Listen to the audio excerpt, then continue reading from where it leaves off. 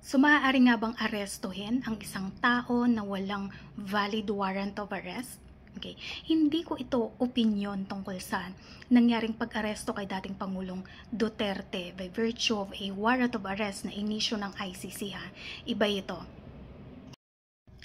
Meron po tayong tinatawag na right to due process na nakalagay sa Article 3, Section 1 ng 1987 Philippine Constitution. Nakasaad po dito na no person shall be deprived of life, liberty, or property without due process of law, nor any person be denied equal protection of the laws. So, kailan natin pwedeng i-invoke ang ating karapatan o yung right to due process? Kapag tayo po ay pinagkaitan ng freedom or ng liberty o yung kalayaan, na hindi nasunod yung angkop na proseso na nakasaad sa batas o yung due process.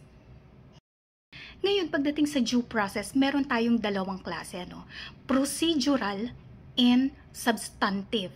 Now, pagdating sa procedural due process, ito yung proseso o pamamaraan sa pagpapatupad ng batas.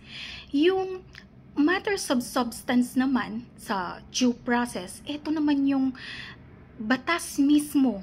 Yung batas mismo dapat patas, makatwiran. Etong right to due process natin ay isang depensa natin o pananggalang natin laban sa mga unreasonable actions ng pamahalaan o ng gobyerno. So, anumang action or gawain or kilos ng mga tao sa gobyerno o pamahalaan na lumalaban sa pamantayan ng hustisya or fair play, ito ay labag sa ating karapatan sa due process.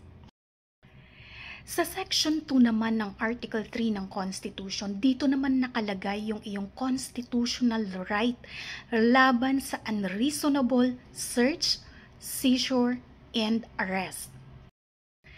Nakasaad dito sa probisyon na ang pag-aresto sa isang tao ay maaari lamang gawin sa bisa ng isang judicial warrant na na-issue pagkatapos ng finding na mayroong probable cause. Ngayon, kung walang warrant of arrest, karaniwang itinuturing na ang pag-aresto ay hindi makatwiran. Okay? Pero syempre, may exceptions.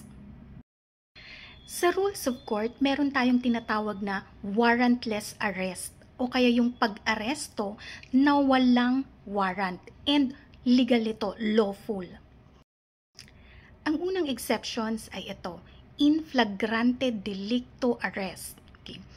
Yung isang tao ay nakakumit o kasalukuyang gumagawa o kaya'y magtatangka pa lamang na gumawa ng isang krimen. So kung ang isang tao ay gumawa ng krimen o gumagawa o kaya ay gagawa pa lang in the presence of an officer or a private person, pwede siyang arestuhin na walang warrant of arrest. Lawful yun. Ngayon, yung pangalawang exceptions naman ay tinatawag na hot pursuit arrest. Ito naman yung ang krimen ay kakagawa pa lamang at ang tagapagpatupad ng batas ay may personal knowledge ng mga pangyayari at katotohanan na nagsasabi na yung hinahabol nilang tao o yung inaaresto nilang tao ang gumawa nito. Yung pangatlong instance naman kung saan ang pag-aresto na walang warrant ay valid o legal, ito yung kapag ang inaaresto mo ay nakatakas na bilanggo o prisoner. Okay, so kung kayo po ay inaresto, meron pong tinatawag na deprivation of liberty or pinagkaitan kayo ng kalayaan or freedom. Okay? So dapat yung deprivation na yun ay gawin na naaayon sa batas kasi meron kayong right to due process. Ngayon yung due process, dalawa yan. May matters of procedure and matters of substance. Dapat yung proseso o pamamaraan ng pag-aresto sa inyo ay ayon sa batas. And yung matters of substance naman, dapat yung batas ay patas, makatwiran, makatarungan.